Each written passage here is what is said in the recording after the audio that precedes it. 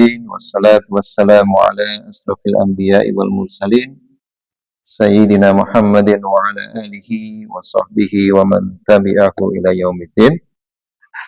اللهم انفع ما علمتنا وعلمنا ما ينفعنا.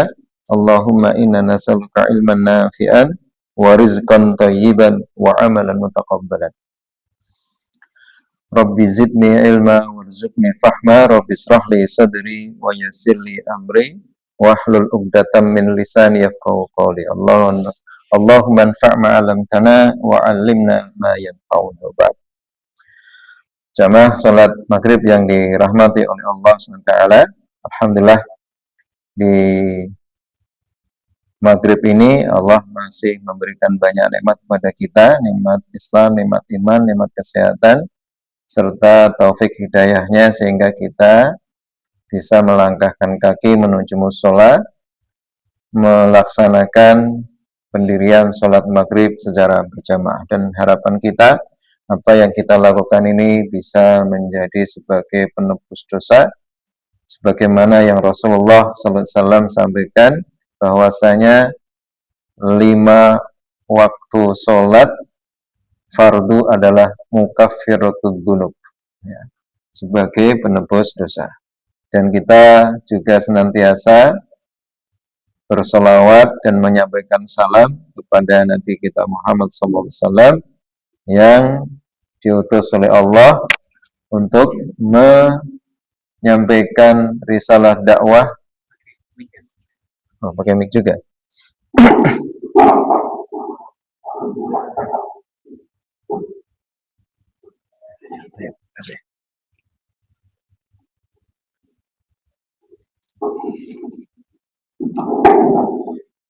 Yang insya Allah dengan dakwah Rasulullah SAW yang telah sampai kepada kita dengan kalimat tauhid la ilaha illallah, itu menjadi satu password bagi kita untuk bisa mendapatkan kebahagiaan yang hakiki nanti di akhirat. Kemarin kita sudah menyampaikan di bab ke-7, tapi kalau di dalam syarah kitab ini itu dimasukkan yang ke-6, bab yang ke-6, ya. Kalau dalam kitab aslinya itu yang ke-7, babul uququl walidain, bab tentang durhaka kepada dua orang tua. Kemarin saya sudah bacakan dari Abi Bakrah. Abi Bakrah kemarin merupakan salah satu sahabat yang dengan sebutannya sebagai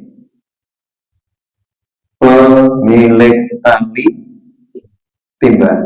Bakrah artinya tali timba. Kalau Bukrah artinya pagi. Bukrah tahu asila. Kalau Bakr beda lagi. Kalau Bakar berarti cepat. Makanya Abu Bakar itu sih cepat. Ya. Abu Lahab si Chloe. Ya, itu kalau Abu Lahab. Nah, kalau Abu Bakar berarti bapaknya atau sahib Bakrah, pemilik tali timba, karena kemarin saya sampaikan ia lari dari majikannya dengan menggunakan tali timba untuk naik pagar. Ya, oke, kita lanjutkan. Ala unabbiukum bi akbar kabair, tidakkah mau aku menyampaikan kepadamu tentang akbari al-kabair, tentang dosa yang terbesar. Jadi dosa-dosa besar ada yang terbesar.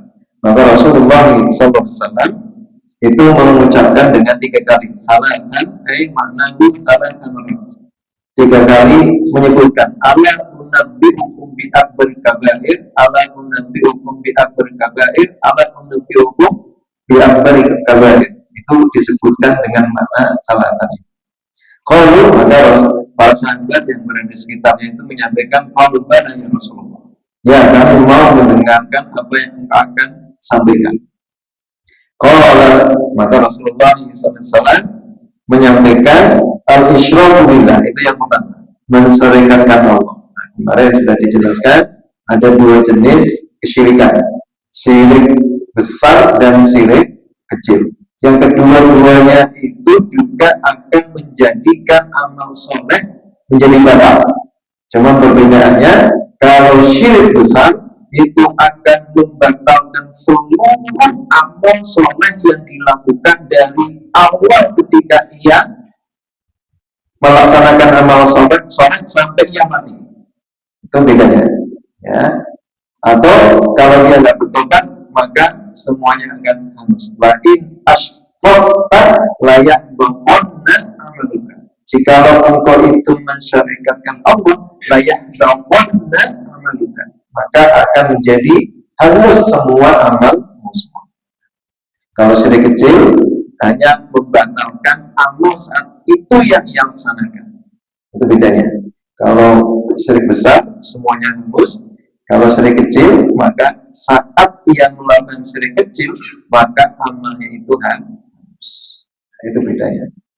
Makanya Rasulullah mengajarkan doa, Allahumma inni a'udzubika min an usyrika bika syai'an a'lamu wa astaghfiruka lima la a'lam. Itu yang pertama. Dan Rasulullah ini menyebutkan dengan 3 macam dosa besar yang paling besar. Jadi ada menyatakan 7 besar, ada yang menyatakan 9. Kalau kita scroll ke atas itu disebutkan ada 9. Ya. Kalau kita scroll lagi di atas bab sebelumnya, maka itu yang berkaitan dengan wa'muru buka menantang butuh indah iyahu wa bil walidaini di sana, maka nanti setelah di scroll ke atas itu akan ada 9 macam dari 7 dosa besar. Rasulullah di hadis ini menyebutkan 3. Isyraku billah, uququl walidain, kemudian qauluz. Ya, kemarin sempat kita artikan, jelaskan terkait dengan hadis ini. Nah, kita pada kesempatan kali ini itu akan menjelaskan tentang uququl walidain. Dosa yang paling besar dari dosa-dosa besar yang kedua adalah uququl walidain. Ya. Apa makna uququl walidain? Ya.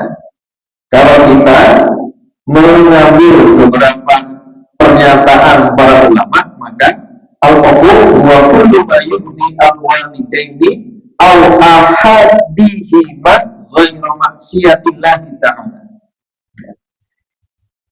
Kalau dari sisi bahasa, al-uquq itu dari aqqa ya'uq, yang artinya al-qat'u, yang artinya itu membelah, memecah dan memotong, gitu ya, secara bahasa. Makanya kalau kita sering mendengar batu akik, itu sebenarnya satu kata pecahan dari aqqa. Kan kita sering dengar kan akik, belah-belah, dipecah-pecah, dipotong-potong. Makanya batu akik itu dari bahasa yang artinya al-qat'u, potongan-potongan. Ada yang gede, Pak Mutar punya yang gede. Kalau saya kecil-kecil, bukan ada yang dibikin kalung. Nah, itu makanya akik itu pecahan atau potongan.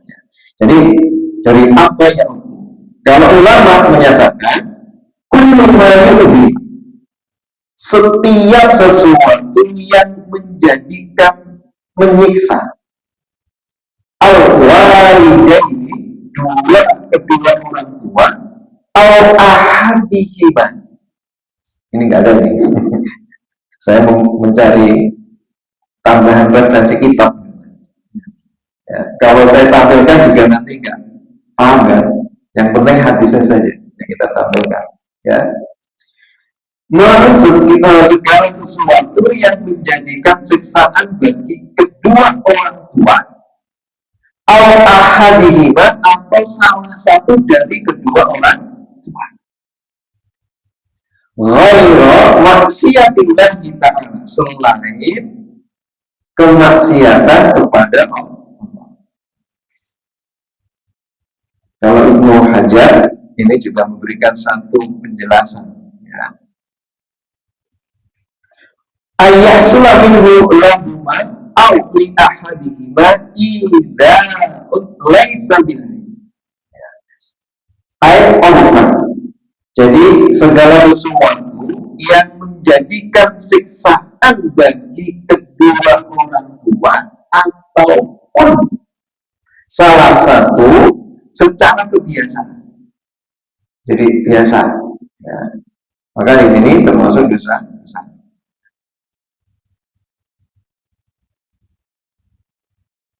Termasuk dalam ini Ibnu Hajar Al-Asqalani di dalam kitabnya Fathul Bari terkait dengan penjelasan hadis ini, beliau memberikan penjelasan. Wal murad bihi ma yata'adza bihil walid min waladihi min qawlin aw fi'lin illa fi syirkin aw maksiatin ma lam yata'annab al-walid. Apa maksudnya? Segala sesuatu yang menjadikannya orang tua itu tersiksa dikarenakan min waladihi, dari anaknya. Ini kata durhaka di situ ya. Min qawlin, yang termasuk dari durhaka kepada orang tua itu min qawlin, dari perkataan. Ini menggunakan nakirah. Artinya segala sesuatu yang keluar dari lafaz mulut itu yang menjadikan orang tuanya itu merasa tersiksa, merasa tersinggung, maka itu termasuk durhaka kepada orang tua. Makanya kan di ayat wala taqul lahuma uffin, di ayat lain wahfid lahuma, dan rendahkanlah perkataan kamu minal qaul. Seperti itu. Jadi nggak boleh dengan nada keras. Ya, bahkan kalau ada satu perintah yang dikatakan tadi sini min ghairi maksiatillah, maka itu termasuk dari hukumul walidain. Ini dari makna kata hukum walidain. Min fi'lin, ya, min qaulin, dari perkataan semuanya. Termasuk ketika disuruh melakukan sesuatu yang mungkin menurut kita itu nggak ada manfaatnya, kalau itu menjadikan orang tua kita itu senang, kita tidak melakukannya, maka itu termasuk. Nah, seperti itu. Karena memang, ya contoh yang jelas, kemarin kita melihat kan, kalau kita datang ke orang tua itu, terkadang kita merasa itu nggak masuk akal juga, bukan. Tapi kalau hal itu menjadikan senang, maka itu harus dilaksanakan.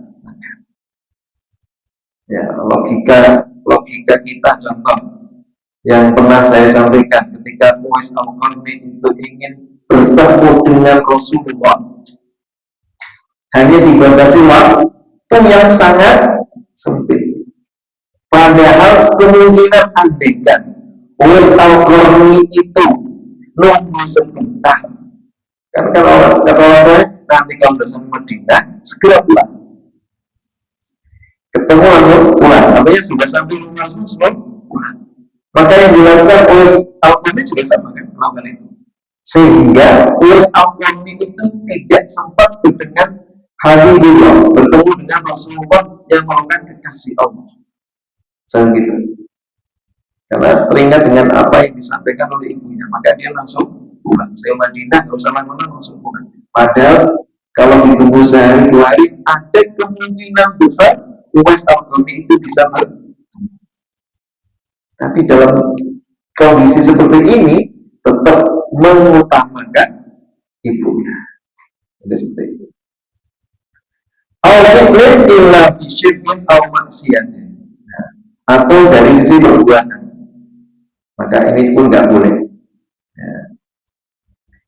Illa, kecuali fi syirkin, kecuali dalam masalah kesyirikan atau maksiat kepada Allah. Nah, ini kita teringat dengan satu kisah apa yang diminta oleh ibunda sahabat Rasulullah yang termasuk mendapat jaminan masuk surga tanpa hisab, yaitu Sa'ad bin Abi Waqqas. Ya, ini pernah dalam satu kisah akhirnya turun satu ayat. Wa qadara rabbuka alla ta'budu illa hu wa ihsana imma yablughanna indaka kibaran aw bima aw bilang tulan taqul lahumma uffin wa la tanharhuma wa qul lahumma qawlan karima. Nah, itu penjelasannya ya. Maka saat Nabi Waqas ketika masuk Islam itu kan di setelah sama ibunya, dan saat Bim Abi Waqas itu terkenal dengan taatnya kepada orang tua, terutama ibu. Nah, ketika mau masuk Islam, maka ibunya kan mengancam, saya tidak mau makan sampai mati. Akhirnya kan saat Bim Abi Waqas mengatakan, ibunda, kalau engkau itu punya 100 nyawa, keluar satu, maka saya tidak akan mengingkari apa yang sudah saya saksikan sumpah terhadap kalimat la ilaha illallah. Makanya disitulah kemuliaan Sa'ad bin Abi Waqqas ya, terkenal dengan hal tersebut. Maka ini menjadikan satu catatan bagi kita dan peringatan bagi kita agar kita tetap menghormati orang tua, walaupun dalam kondisi orang tua kita ini bukan seorang muslim atau muslimah. Nah, selama itu tidak dalam kemaksiatan, maka kita wajib untuk menghormati dan melaksanakan perintahnya. Tapi kalau sudah dalam kesyirikan, maka hal itu tidak diperkenankan. Oke. Jadi seperti itu. Nah, apa akibatnya? Nah, ini kita harus paham. Apa akibat ketika kita melakukan hukum pernikahan? Ketika kita durhaka kepada orang tua. Dalam satu hadis Rasulullah SAW yang diriwayatkan oleh Imam Al-Hakim dalam kitabnya Al-Mustadrak, ya, beliau menyebutkan dalam kitab tersebut, ya, babani mu'ajjilani uquban wa fid dunya al-bagyu wa uquban ya. Jadi Imam Al-Hakim ini menyebutkan terkait dengan akibat atau hukuman atau ekor ya, yang akan didapatkan oleh orang yang melakukan durhaka kepada orang tua. Bahkan dalam hadis ini itu disebutkan mu'ajjalani uqubatahuma fid dunya. Ya. Bahkan beliau menyebutkan yang terjadi itu pada di dunia ketika orang itu melakukan kedurhakaan kepada orang tua. Beliau menyebut al-bagyu. Al-bagyu itu bukan itu mentang. Tapi dalam bahasa yang dalam kitab Minhajul Muslim, bukan itu adalah orang yang membangkang pemerintah. Sebenarnya al-bagyu itu aslinya. Yang kedua itu artinya membangkang. Kalau bahasa yang paling mudah, pemberontak. Kalau bahasa dalam politik yang paling mudah dipahami, melakukan revolusi. Makanya ekwah kita yang di sebelah itu apapun yang dikatakan pemerintah sami'na wa ata'na. Kalau Muhammadiyah masih memberikan jumlah MBG dihentikan. Termasuk pada pesantren mana itu di Jepara juga sama, haram menerima MBG. Tapi nggak tahu ya, NU menerima. Muhammadiyah juga menerima, punya SPPG juga. Ini masuk, ini wah ini bisa ke detek nanti. Ya, jadi termasuk dalam hal ini sekali lagi akibat yang didapatkan oleh orang yang melakukan hukum pernikahan itu bisa didapatkan di dunia. Legenda atau dongeng yang sering kita dengar adalah maling kondang. Nah, kalau dalam kisah-kisah yang cerita Rasulullah, tapi itu sebenarnya hadis yang maudhu kalau salah itu terkait dengan al-qamah. Itu sebenarnya hadisnya hadis maudhu, ya. Walaupun itu tersebar di kalangan masyarakat kita, dia nggak bisa meninggal gara-gara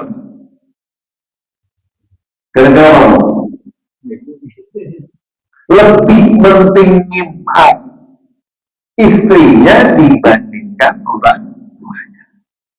Tapi memang benar secara konteks dari hukum Islam, maka seorang anak itu lebih mementingkan kedua orang tua. Nah, kalau kita hubungkan dengan hadis 3 orang yang terperangkap di gua, maka salah satunya doa yang menjadikan batu yang menutup gua itu dikarenakan mengatakan salah satu orang, satu orang itu mengatakan, ya Allah, kalau engkau itu melihat apa yang aku lakukan terhadap kedua orang tuaku, aku lebih mementingkan kebutuhan mereka dibandingkan anak istriku. Maka kalau engkau melihat ini adalah sebagai amal soleh, maka kabulkanlah permohonan kami. Ya Allah, aku lebih mementingkan orang tuaku. Yang kisahnya adalah orang ini memerah susu, ya, karena dia pergi kemana sehingga orang tuanya nunggu untuk dilayani, diberikan susu, akhirnya tidak sampai dan akhirnya orang tuanya tertidur dalam kondisi yang sama-sama lapar.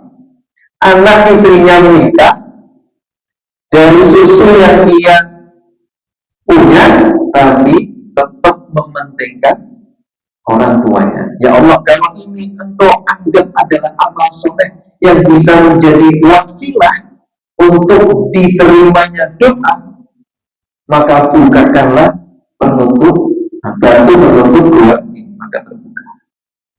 Nah, ini jadi kalau kita runut memang seperti itu. Kepentingan orang tua itu lebih dipentingkan daripada keluarga anak istrinya. Ya. Makanya kan dalam hadis yang sebelumnya, la yajzi waladun an walidihi, tidak akan pernah mampu menebus, ya, tidak akan mampu pernah membalas jasa orang tua yang telah merawat anaknya walaupun dunia seisinya. Sampai dalam hal ini memang dalam satu penjelasan itu disebutkan sampai orang tuanya itu menjadi budak baru dimerdekakan. Itu yang bisa menebus. Tapi kan tidak mungkin. Jadi seperti itu ya. Jadi ini hukuman yang didapat itu bisa langsung di dunia. Makanya kita harus hati-hati. Baik dari kaul perkataan, jangan sampai membuat orang tua kita tersinggung. Ya, kalau orang tuanya baik sih tidak apa-apa. Ya, ketika tersinggung kemudian mengucap sesuatu yang baik. Contohnya Imam Al-Haramain. Siapa itu? Sudais. Termasuk Imam Bukhari itu doa. Awalnya dia buta, kemudian didoakan oleh orang sehingga dia kembali bisa melihat. Tapi kan nikmat itu dipakai oleh Imam Bukhari untuk mencari hati. Sehingga kita pun sekarang sudah bisa memegang salah satunya ada mufrad yang dikarang oleh Imam Bukhari. Jadi makanya kita harus hati-hati. Apa kaitannya dengan melek pundak, walaupun itu dongeng, tapi kalau kita runut dengan konteks ayat dan hadis, maka itu sebenarnya juga ada berhubung dalilnya. Tapi kita jangan menjadikan cerita maling kondang itu sebagai dalil. Hanya sebatas menghibur atau memberikan motivasi ke anak sih sah-sah saja, tapi tidak boleh dijadikan dalil. hamil dalam ibadah. Oke. Nah, kemudian akibat yang kedua apa? Nah, dalam hadis yang diriwayatkan Imam An-Nasai dari Ibnu Umar radhiyallahu anhu tanggungan anna Rasulullah sallallahu alaihi wasallam maqal. Dari Ibnu Umar radhiyallahu anhu. Siapakah Ibnu Umar? Abdullah Ibnu Umar. Memang Abdullah Ibnu Umar adalah salah satu dari sekian sahabat yang banyak meriwayatkan hadis. Dia termasuk paling banyak dibandingkan Abi Bakar.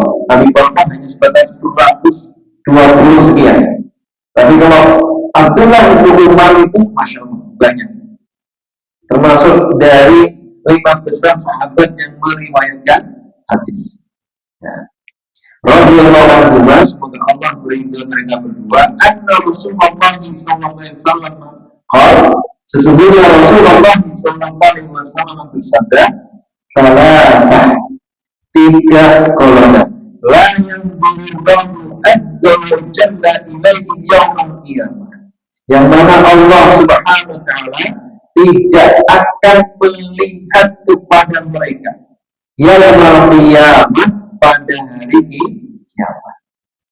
Padahal kan kita berharap bisa bertemu dengan Allah. Ya, dalam satu ayat kan ada wujuhu yauma idzin nadhirah ila rabbiha nadhirah. Wajah yang cerah yang akan bisa melihat Allah nanti pada hari kiamat. Tetapi Rasulullah menyatakan di sini 3 golongan yang tidak akan mampu, tidak akan bisa bermuwajahan dengan Allah pada kiamat. Siapa yang pertama? Al-aqu liwalidayhi, orang yang durhaka kepada orang tuanya.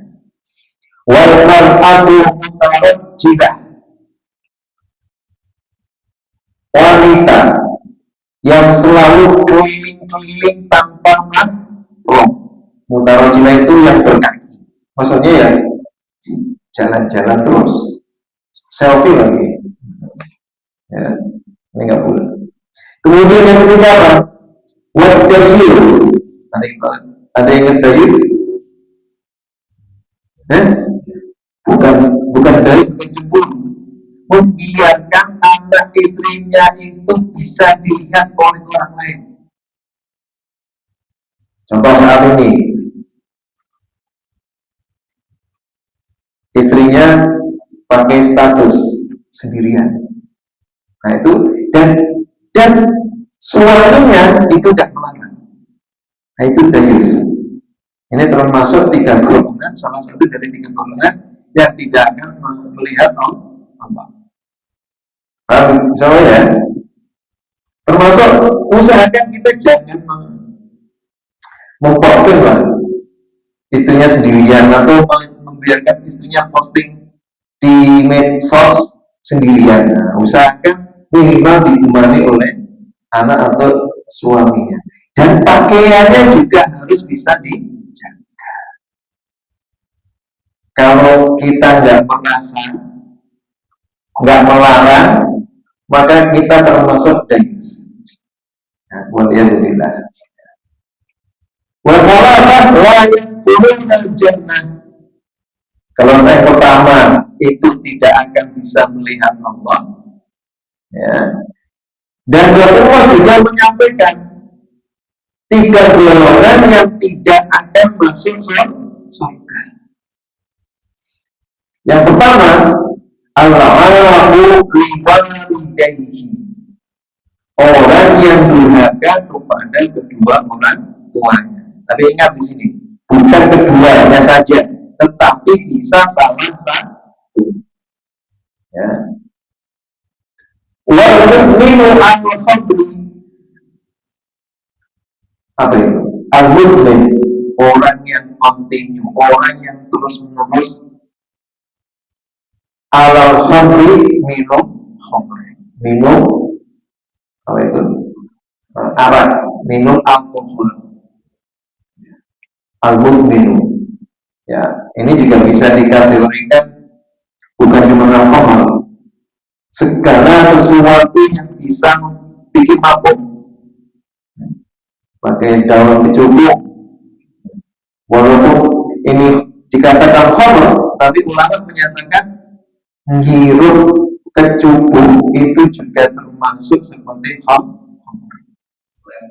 Nah, orang yang iPhone, nah, itu juga bisa. Atau sengaja minum apa itu? Kemudian sebanyak mungkin, nah, itu kan bisa dalam ya. Ya, itu bisa. Maka itu juga termasuk. Kemudian yang ketiga, wamanalu bima akbom. Manan itu artinya berharap sesuatu dikarenakan telah memberi. Ya, pada dalam ayat wana yastahu. Jangan sampai berharap sesuatu karena ia memberikan kepada orang yang diberikan. Itu juga termasuk menjadikan syirik kecil di dalam melaksanakan ibadah, terutama dalam bersedekah. Nah, sekarang kan kalau bahasa paling gampang itu menjilat atau mengambil sesuatu yang ia dapatkan. Contoh ini, masa-masa politik, ya, masa-masa politik kampanye, dia ngasih itu, tapi punya harapan apa? Dipilih. Berarti apa yang ia berikan itu termasuk bukan amal soleh. Ya. Dalam ayat di surah Al-Insan itu pun sangat jelas. Innama nut'imukum liwajhillahi la nuridu minkum jazaa'an wala syukur. Ciri orang yang baik di mata Allah Subhanahu wa taala itu, Allah sebutkan innama, sesungguhnya, hanya saja, nut'imukum, kami itu memberikan makan, memberikan sesuatu yang menjadikan bahagia, liwajhillahi, hanya karena wajah Allah, hanya mencari ridha Allah. La nuridu minkum, kami tidak menginginkan dari kamu jazaa'an, satu nilai pahala, wala syukur, dan tanda terima kasih. Tapi bagi kita yang dikasih, tetap menyampaikan syukran atau jazakumullahu khairan jazaa. Karena satu min amwalihim shadaqatan tutahhiruhum wa tuzakkihim wa sholli alaihim. Kalau dalam itu kan jelas, ambillah zakat. Karena zakat itu bisa membersihkan hati dan jiwa. Tapi dalam ayat itu Allah pun memerintahkan bagi orang, ya, yang mengambil zakat, mengambil sedekah, itu mendoakan kepada orang yang diambil zakatnya. Wa sholli alaihi, dan doakanlah mereka. Makanya memang terkadang ketika satu hal yang biasa dilakukan ketika mengantarkan zakat itu kan didoakan kan, Pak, seperti apa? Ajarahumullah. Ini malah itu. Fima atfaqtu wa barakallahu fima adqaitu. Semoga Allah itu memberikan pahala dengan apa yang kamu infakkan. Wa barakallahu fima adqaitu, dan Allah berikan berkah dengan apa yang kamu sisakan. Artinya kan yang diinfakkan itu mendapatkan pahala, yang tersisa yang masih ada bagian orang yang berinfak itu didoakan supaya berkah. Jadi seperti itu. Ya. Makanya dalam hal ini Islam itu betul-betul berwasiat agar kita ini selalu berbuat baik kepada orang tua. Nggak boleh kita melakukan satu bentuk perkataan maupun perbuatan yang menjadikan orang tua kita atau orang lain yang sudah dianggap sebagai orang tua itu tersinggung. Bahasa yang mereka janganlah kamu itu mengatakan atau ya nanti saya kerjakan pak. Orang Jawa memang lebih kelihatan itu dalam. Kalau orang Makassar saya nggak tahu. Gimana? Orang Makassar gimana kalau dipanggil? Nggak tahu. Kalau orang Jawa ya dalam. Kalau orang Betawi, oh labai, itu bagus itu. Mengikuti apa yang disampaikan oleh para sahabat. Labai. Ya.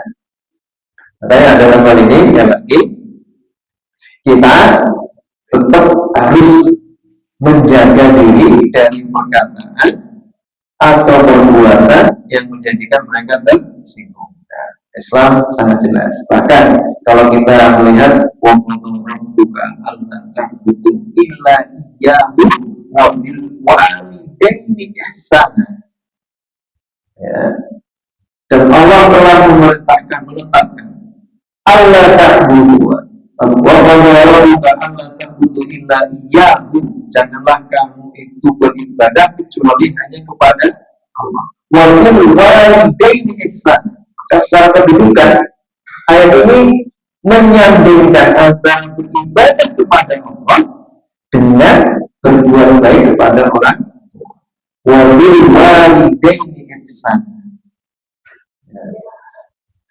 Ini menunjukkan satu kedudukan yang seimbang.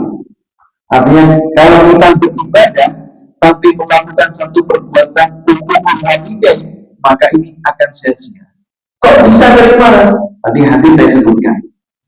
Ya, 3 golongan yang tidak bisa masuk surga. Yang pertama, abul walidain. Makanya kalau dilihat dari ayat ini sangat jelas itu kedudukannya. Beribadah kepada Allah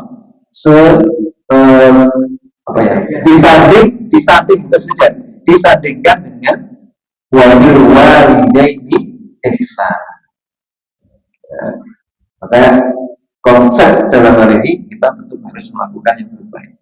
Nah, bersyukur kalau di dalam surah Al-Aqaf yang pernah saya sampaikan juga itu kan. Wawasainal insana biwalidayhi ihsana hamalathu ummuhu kurhan wa wada'uha wa hamluhu wa fisaluhu 30 syahran hatta idza balagha ashuddahu wa balagha 40 sanatan qala rabbi auzi'ni an ashkura ni'mataka allati an'amta alayya wa ala walidayya.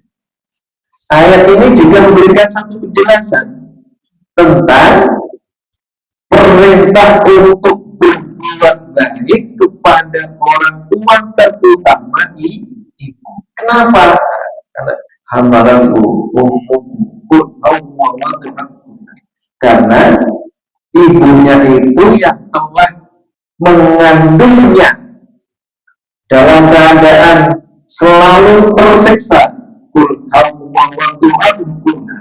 Ketika hamil itu sulit, ketika melahirkan juga sulit. Makanya di sini kalau kita lihat Rabbi auzi'ni, ya, Rabbi auzi'ni, ya Allah bantulah aku, kuatkanlah aku, an ashkura untuk selalu bersyukur, nikmataka allati an'amta alayya, nikmat yang telah Engkau berikan kepadaku, wa ala walidayya, dan kepada kedua orang tua. Maksudnya apa? Apapun yang dimiliki oleh orang tua kita itulah yang menjadikan diri kita seperti saat ini. Ya, makanya kita harus bangga. Jangan sampai melaknat orang tua kita. Ya, kok bisa kita melaknat orang tua kita? Itu termasuk hukum walidain. Melaknat itu. Kita nggak langsung melaknat. Dalam hadis lain itu, barang siap, janganlah kamu melaknat orang tua kamu. Di hadis sebelumnya ada.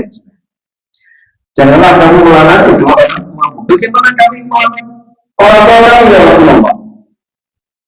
Maka Rasulullah menjelaskan, kamu menghina orang tua teman kamu, maka teman kamu itu akan menghina orang tua. Itulah yang dinamakan dengan laknat kepada orang tua. Makanya dalam masa ini tetap harus menjaga diri. Ya. Dan jangan sampai kita menggurui orang tua kita. Nah, gimana kalau kita mengajari? Kalau kita melihat dari apa yang disampaikan oleh Imam Ahmad atau Imam Syafi'i, ya, mudah adanya. Maka beliau ketika ditanya ibunya, dia nggak mau menjawab. Yang jawab siapa? Muridnya.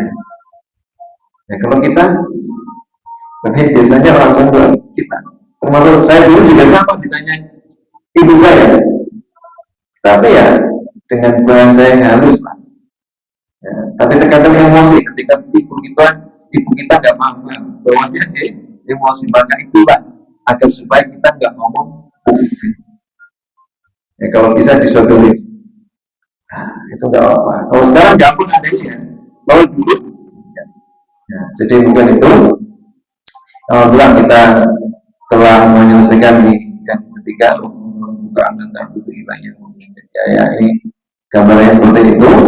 Dan semoga ini menjadi satu pengingat bagi kita agar kita ini bisa terhindar dari hukum manusia.